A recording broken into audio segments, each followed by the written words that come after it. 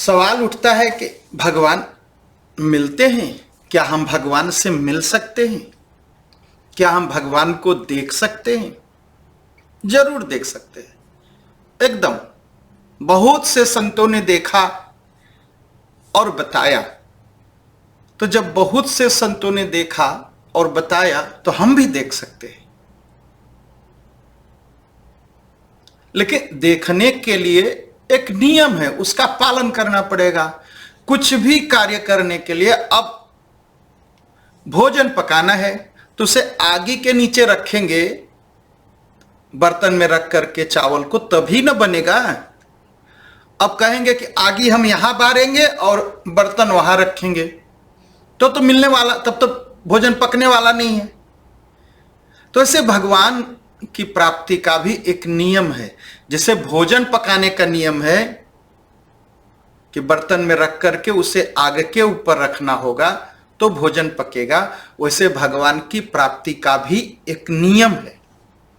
और जो पहला नियम है उसका ख्याल रखिए, जब सबको मिले हैं तो मुझे भी मिलेंगे, इस बात पर पूर्ण विश्वास। ईश्वर हैं और ईश्वर मिलेंगे भी, इस पर एकदम दृढ़ विश्वास होना चाहिए।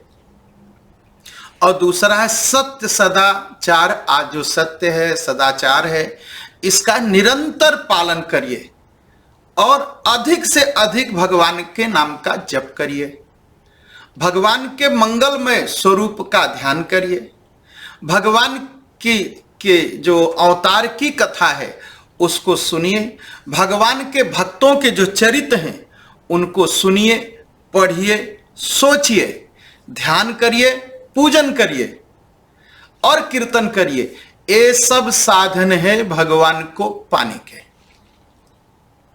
और सच्ची बात कहूं, अगर मैं सच्ची बात तो यह है कि भगवान एकमात्र सच्चे प्रेम से उत्पन्न तीव्र व्याकुलता होने पर ही मिलते हैं। जब अनंत प्रेम हो जाएगा भगवान से और हम व्याकुल हो जाएंगे भगवान के लिए कि भगवान आपका दर्शन कब होगा, तो ही भगवान मिलेंगे। सच्चे प्रेमी को भगवान मिल जाते हैं। और सच्चा प्रेम प्रकट कैसे होगा, इसको भी सोच लीजिए।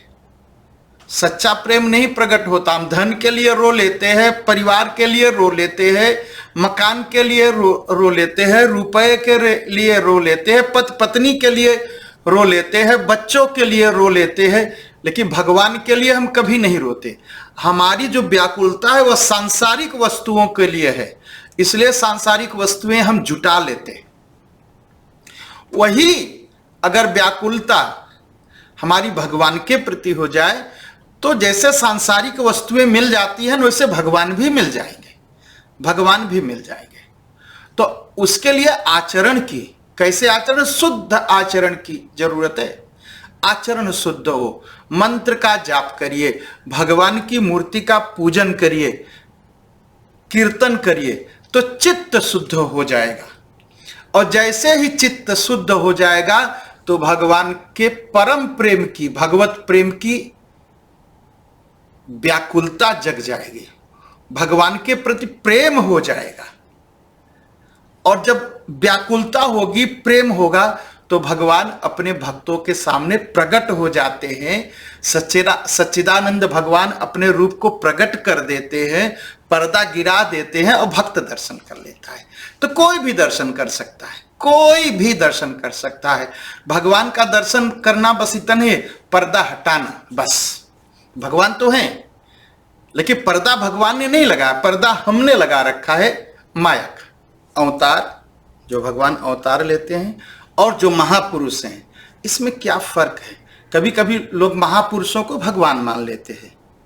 जब उनकी बात उनको नहीं समझ पाते हैं, उनकी लीला महापुरुषों की, तो उनको भगवान मान लेते हैं। लेकिन एक बात मानिए, महापुरुष चाहे कितना भी महान हो, चाहे कितनी बड़ी सिद्धियां हो, चाहे कितनी बड़ी शक्ति हो, लेकिन उसमें अनंत शक्ति नहीं हो सकती, पहली बात। दूसरी बात, कोई भी महापुरुष होगा उसका शरीर पंच महाभूतों से बना होगा। पंच महाभूत कौन से हैं? क्षिति जल पावक गगन समीरा पंचरचितय अधम शरीरा।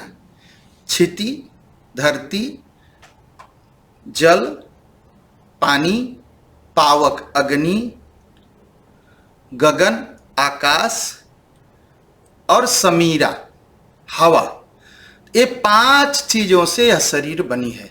तो जितने महापुरुष हैं उनकी भी शरीर इसी पंच महाभूत से बना है, और जिसका भी शरीर पंच महाभूत से बना है उसमें बुढ़ापा होगा, रोग होगा, पीड़ा होगी, कष्ट होगी।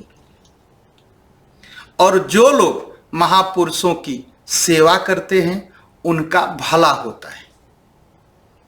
जो महापुरुषों से, संतों से द्वेष करते हैं, दुश्मनी करते हैं, उन्हें सताते हैं, उनके प्रति दुर्भाव रखते हैं, उनको पाप का भागी बनना पड़ता है, वो दुख उठाते हैं, वो नरक जाते हैं। लेकिन अब भगवान का जो शरीर है वो क्षिति जल पावक गगन समीरा, ये पंच महाभूत से नहीं बनता।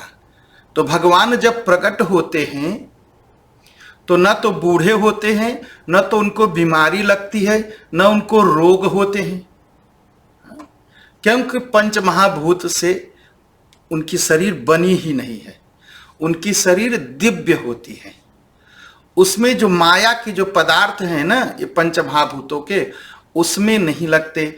इसलिए भगवान कभी जब अवतार होता है तो भगवान कभी बूढ़े नहीं होते।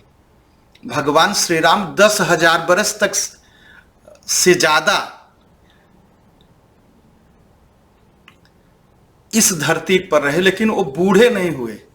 भगवान श्री कृष्ण 125 वर्ष तक धरती पर रहे, वो बूढ़े नहीं हुए, उनको कोई बीमारी नहीं लगी, रोग नहीं लगा, क्योंकि वो भगवान हैं।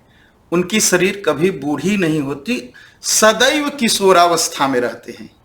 उनको रोग और दोष उनकी शरीर में, बुढ़ापा ये नहीं आता।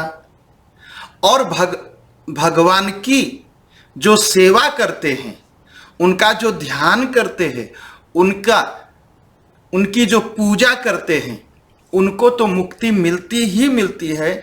भगवान से जो द्वेष करते हैं, दुश्मनी करते हैं, उनको भी मुक्ति मिल जाती है। जैसे रावण और कंस दोनों को मुक्ति मिली। तो भगवान से को चाहे आप दुश्मनी करिए, भगवान से चाहे मित्रता करिए, वो मुक्ति ही देंगे। और संत महापुरुष जो होते हैं, अगर आप उनकी सेवा करेंगे तो आपको पुण्य मिलेगा, स्वर्ग की प्राप्ति होगी, सुख की प्राप्ति होगी, आपका परिवार सुखी होगा। अगर आप महापुरुषों से, संतों से दुश्मनी करेंगे, उनको सताएंगे, तो आप दुखी होंगे, नरक की प्राप्ति होगी और आपका परिवार दुखी रहेगा। यही अंतर है भगवान में और महापुरुष में। महापुरुष कितना भी सिद्ध हो, शक्तियां बहुत हो जाएं, लेकिन वो महापुरुष रहेंगे, भगवान नहीं बन सकते।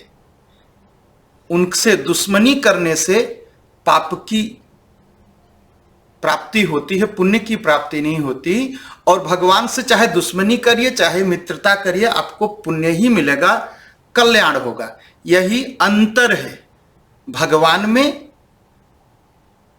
और महापुरुष में।